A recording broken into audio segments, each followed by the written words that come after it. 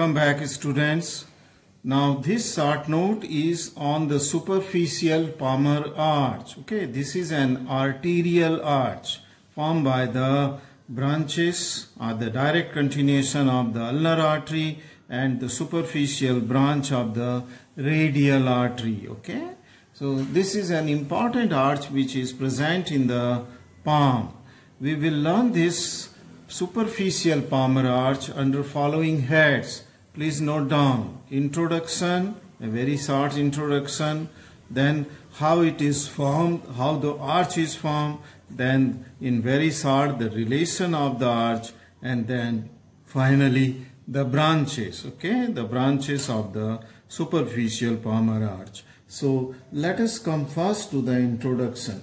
Now the both superficial and the deep palmar arch, they represent an efficient anastomosis between the radial and ulnar arteries in the hand, just similar to that of the, you must have learned the, if you have done the upper limb, the anastomosis between the plantar arteries. Then if you have learned the circle of Willis in the brain, then it is the anastomosis of the, similar to the anastomosis, arterial anastomosis, and various anastomosis around the joints. Okay, say for example the arterial anastomosis around the elbow and that of the knee joint. There are many benefits of this anastomosis. Okay, collateral circulation and the bypass of the blood which can take place during the obstruction of any of the branch which is taking part in this obstruction, I mean say in this anastomosis.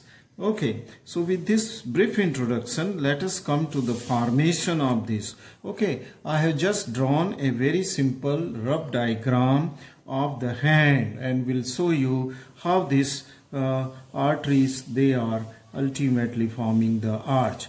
Now this is the two row of the carpal bones I have drawn here. This is the pisiform, so it is the medial side. This is the scaphoid, so it is the lateral side. Okay, so now this in front of this carpal bones, okay, there is the presence of this retinaculum, flexor retinaculum. So this I am drawing in this blue color, the flexor retinaculum. Okay, so this is fibrous band in front of the carpal bones, okay, which forms a tunnel, okay, the carpal tunnel.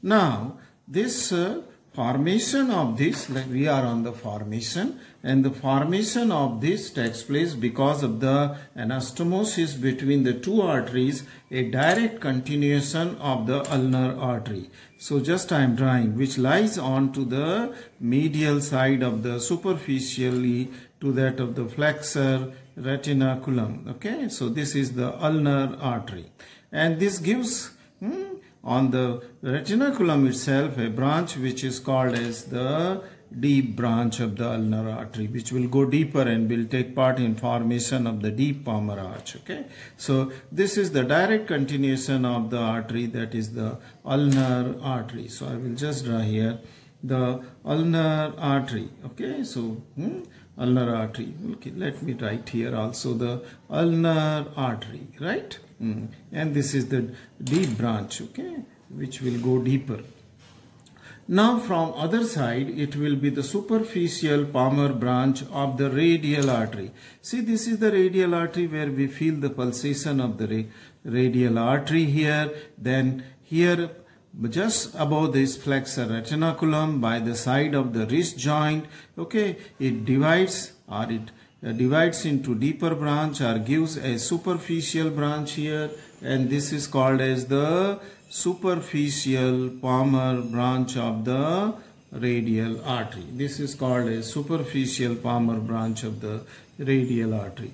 Now this, both the arteries, then they will come into the palm, okay, beyond the distal border of this flexor retinaculum, okay, beyond the distal border of the flexor retinaculum. Now this arteries, then they will soon join each other. That means this ulnar artery will go laterally, then it will cross the various structure and will join with that of the superficial palmar branch of the radial artery. So second artery is the superficial palmar branch of radial artery. Okay, superficial palmar branch. They will join and form an arterial arch, and this is the superficial palmar arch. While this artery is going, let us come to see now the relations of this palmar arch. Okay, relation.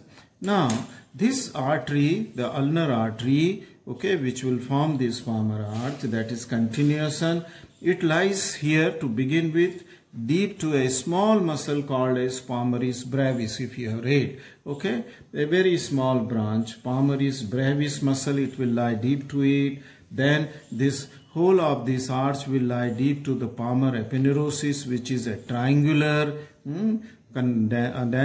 condensation of the deep fascia, that is palmar. So this palmar arch will lie deep to the palmar aponeurosis. Okay, so this is the structure which are superficial to the palmar arch, means where the palmar arch will lie deep to this palmaris brevis and palmar aponeurosis. Okay, what are the deep relation? Okay, so it will lies deep to here. Let me write it. Palmaris brevis muscle, it is a very small muscle, and it will lie deep to the palmar aponeurosis, right?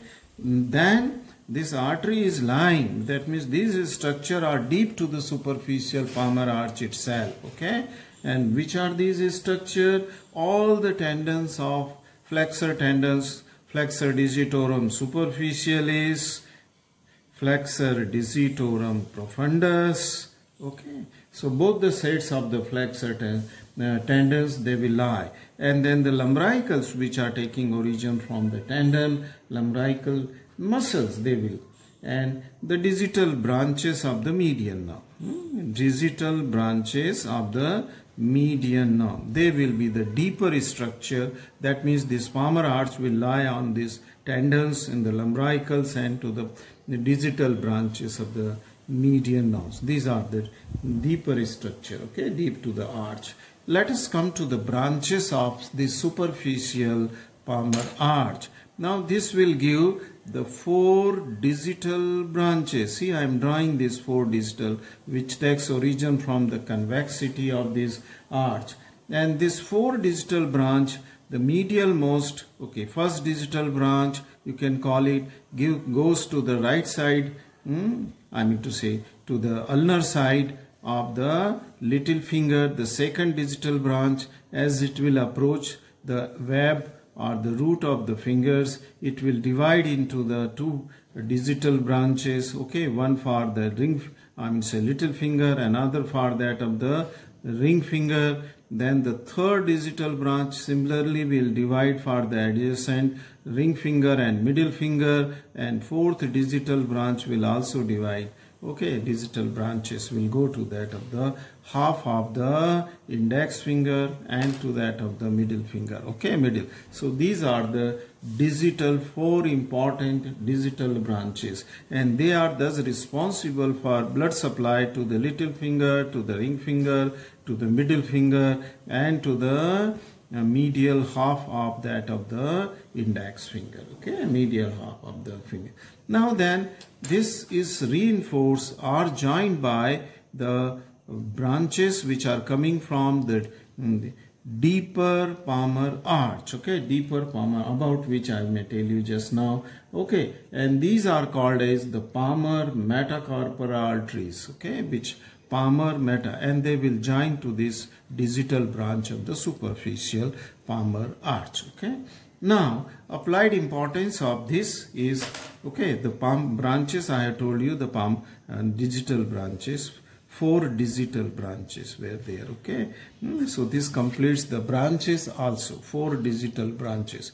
Now applied importance, okay, is just that in case of the obstruction of any of the arteries, say distal portion of the ulnar artery or the radial artery, here superficial branch, the blood can bypass and the head will not be divided off the blood supply. It will be getting its blood supply. So the collateral circulation will be maintained, and because of the bypassing of the blood, the hand will be getting its blood supply.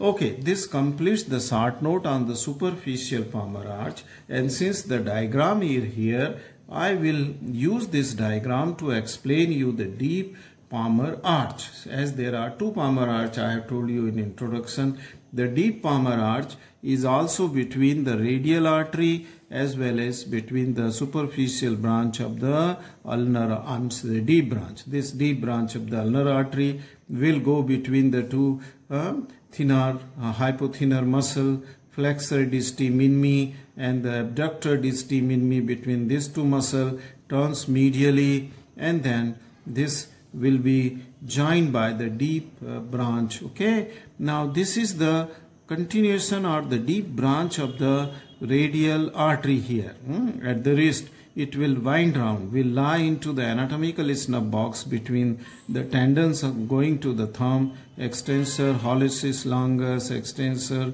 sorry, not hallucis, it is pollicis, extensor pollicis brevis and longus, and the abductor pollicis, and then this will lie into the anatomical snub box. Then this artery will just go between the two heads of the first introsei, that is dorsal introsei, will come on to the palmar aspect between the abductor, adductor pollicis muscle between its two head, that is the transverse and oblique head, and then this will run deep inside, just close to that of the basis of the metacarpal bones, okay, just above it, and will join with that of the superficial, I mean say the deep, not superficial, deep branch of the ulnar artery, okay, and then this both will join to form this arch that is called as the deep palmar arch. Okay, so this is the deep palmar arch, which is an anastomosis between the radial and ulnar artery, and it lies much proximal to that of the superficial palmar arch. Branches of this deep palmar arches are the three metacarpal arteries. Okay, this will give you the three different metacarpals, palmar metacarpal arteries. Okay, and these palmar metacarpal arteries, they will join with that of these branches, okay, which we have learned here. These three branches will reinforce these branches. Okay, three metacarpal, they will join it here.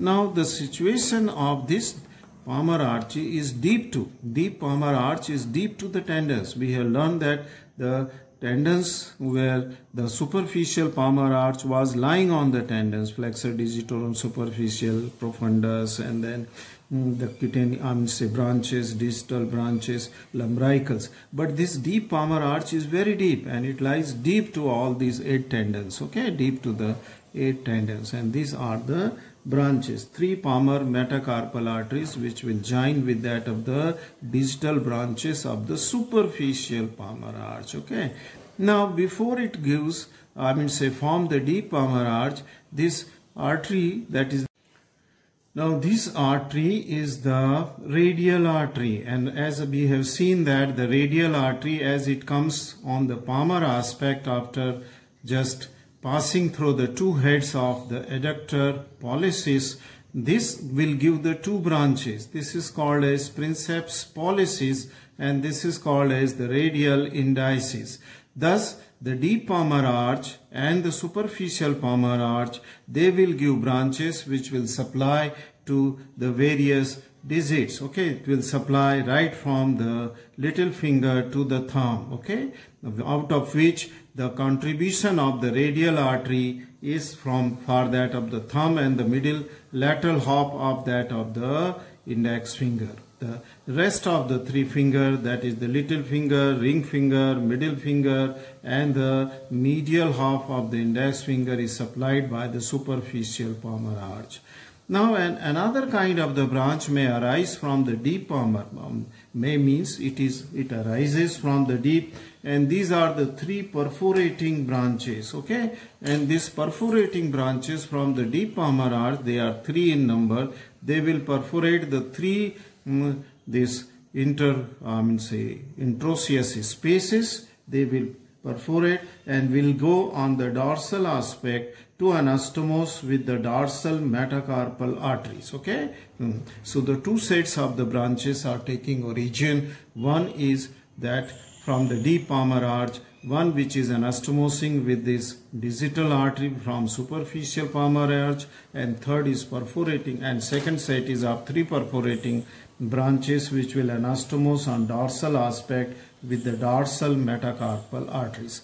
This completes the short note, especially on superficial palmar arch, and since the diagram was there, I also told you about the formation of the deep palmar arch. Okay, applied importance we know in the collateral circulation where the blood can bypass in case of the obstruction of any of these branches which are forming the deep or the superficial palmar arch.